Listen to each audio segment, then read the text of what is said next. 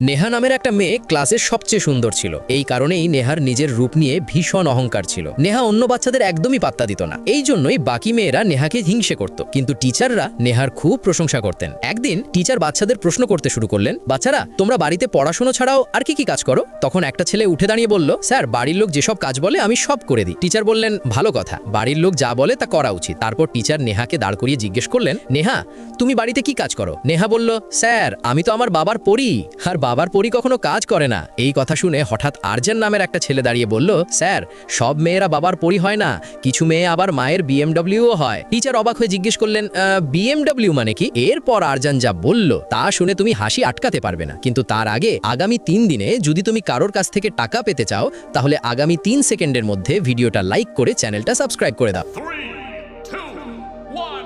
আরজান বলল, sir BMW মানে বাড়ির ম্যানেজমেন্ট ওয়ার্কার।